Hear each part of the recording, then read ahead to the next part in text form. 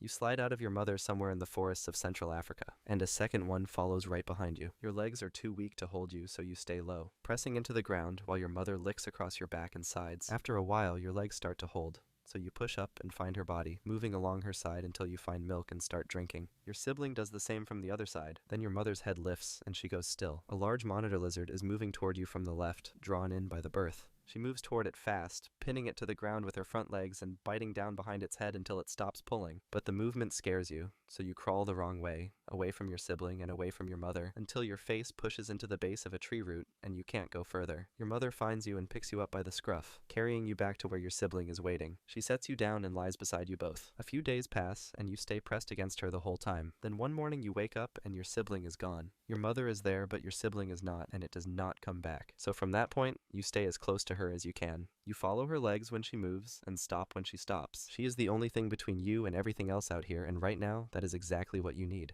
You are 6 weeks old now, and your eyes have been open for a few days. The forest around you is full of movement, and you want to follow all of it, so you start going further from your mother each time she rests. You find a fallen branch and climb over it, then drop down the other side. You find a beetle moving across a leaf and tap it with your paw. Then one morning your mother leaves to hunt, and you wait near the base of a tree. A crowned eagle drops from the branches above with its talons pointed straight at you, moving faster than anything you have seen before. You have no time to run, so you press flat into the ground, and the talons scrape across your back without gripping. Your mother comes back running and hits the eagle from the side with her full weight, driving it into the trunk of a tree. It pulls free and goes back up into the branches, then leaves. Your mother stands over you with her chest moving fast. She pushes her head against your side and holds you there. That is when you understand what staying low and still actually does, because pressing down saved you. But you did not do it on purpose. You did it because you had no time to move. Doing it on purpose is something you still have to learn. After that, your mother keeps you closer when she hunts, and you watch her drop low and slow her steps before every strike. You try to copy her, bending your front legs and pulling your belly toward the ground, but you keep losing your balance and tipping sideways before you can hold the position. The skill is there somewhere. It just needs more time to come out.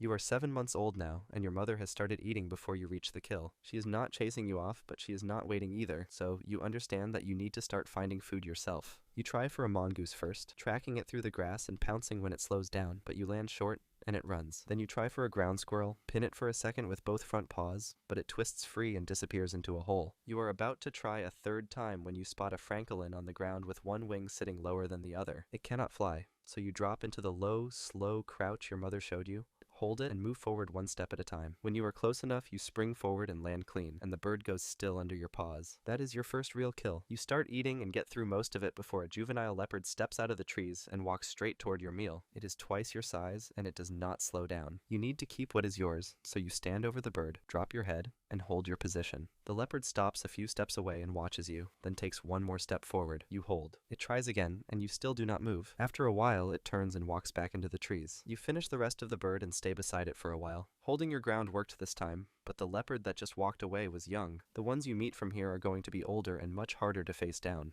You are 14 months old now, and your mother has been turning you back every time you try to follow her. She walks, you follow, and she stops and faces you until you step back. Then one morning she walks away and does not come back. You wait in the same spot for 2 days. Then you start moving on your own. You need somewhere to shelter that nothing larger can reach, so you follow a rocky ridge until you find a section with deep cover and narrow gaps between the stones. You mark the trees at the edge with your claws and start hunting small prey to keep yourself going. A few days later, a fully grown leopard comes through. It finds your markings and follows the trail directly to where you are resting on the ridge. It is 4 times your weight, and it walks toward you without hesitating. You need to get out of its reach, so you back up toward the rocks and push yourself into a narrow gap between 2 large stones. The leopard reaches the gap and tries to get its shoulder through, but the space is too tight for its body, so it pulls back and waits outside. You stay in the gap for a long time. Eventually, the leopard leaves. You come out and walk the ridge again. You lost the open ground because of your size, but that same size got you through a crack that saved your life. Out in the open, you will always be the smaller one, but in the right terrain, being small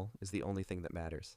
You are 2 years old now, and you have worked out that hunting the way a leopard hunts does not work for you. You are not big enough to take anything down that will last more than a day, so you need a different way to eat. You start following wild dog packs from a distance, staying far enough back that they do not turn on you, and watching where they make their kills. When they bring something down and the pack spreads across the carcass, you move in fast from the side, grab whatever you can reach and pull it free, then get back into the trees before any of them can follow. You do it twice, and both times it works. On the third attempt, you move in too early. The pack is still in a tight group around the kill, and one of the dogs locks onto you the moment you come in close. You need to get off the ground fast, so you turn and run for the nearest tree, digging your claws in and pulling yourself up before the dog can reach your back legs. It jumps twice against the trunk trying to get to you, then goes back to the kill. You stay up in the branches for a long time waiting for the pack to move on. When they finally leave, you come down and find scraps spread across the ground, small pieces the dogs left behind. You eat everything you can find and then sit beside the remains. The approach was wrong and you paid for it with most of the meal, but the method still works. You just have to get the timing right before you go in. You are 4 years old now, and your range is working. You know where the prey moves, where the ground gives you cover, and how to time your runs, so you rarely come away with nothing. Then another animal starts moving through the same ground. It is a young male puma, bigger than you with longer legs and more weight across the shoulders. The first time you see it, it is drinking at the same waterhole you use each day. You need to keep the waterhole, so you walk toward it and hold your position at the edge of the water. The puma lifts its head and watches you, then takes a step in your direction. You turn and move into the rocky ground behind the waterhole, leading it away from the open and into the broken terrain where you have spent the last 2 years moving. The puma follows but keeps losing its footing on the uneven stone. It slips twice trying to match your path, and the second time it slips, you turn and land 2 strikes across its face before it can recover. It pulls back, tries to circle around you, but you move through a gap in the rocks that puts you above it, and from there you drop down onto its back and bite hard before jumping clear. The puma shakes itself and stands still for a moment, then turns and walks back the way it came. You go back to the waterhole and drink. The range is still yours, but the rains will come soon, and the prey will move to lower ground, and you will have to follow them into open territory where the rocks and gaps that just saved you will not be there to help. You are 5 years old now, and while tracking along the edge of your range, you pick up fresh marks on a tree that are not yours. They are lower than a leopard's and closer together, so you follow the trail to find out who made them. The trail leads to a female leopard resting on a low branch. She is smaller than the leopards you have avoided before, and she watches you come into view without moving away. You walk toward her, and she drops from the branch and swings a paw across your face, catching you above the eye and sending you sideways. You back up and she holds her position. You do not leave. Instead, you stay within her sight but far enough that she does not swing again, and you follow the same path as her for several days, closing the distance a little each day and waiting each time she stops walking. On the 4th day, she lets you walk beside her. On the 5th day, she stays when you get close. You stay together in the same area for a few days and then she leaves. You let her go and keep to your own range. A few months later, you cross into her territory while tracking prey and find her resting with a single small cub beside her. The cub is small, with mixed markings across its face and shoulders. You watch from a distance, then turn and go back to your own ground. Somewhere out there, that cub is going to grow up the same way you did, smaller than everything around it and trying to work out how to make that enough. You are 7 years old now, and you are crossing the open ground between 2 ridges, a gap you have used many times before. You are most of the way across when the grass ahead of you moves. A large male lion is lying in the open ground directly in your path. It lifts its head and looks straight at you. You turn and run back the way you came, pushing as hard as your legs will go. But the lion is already up and covering the ground behind you faster than you can open the gap. You are 10 strides from the tree line when it reaches you, and one paw comes down across your lower back and takes your legs out from under you. You hit the ground and try to push back up, but your back legs do not respond. The lion stands over you for a moment, then steps back and looks at you on the ground. You are too small to be worth the effort, so it turns and walks back toward the shade of the grass without looking back.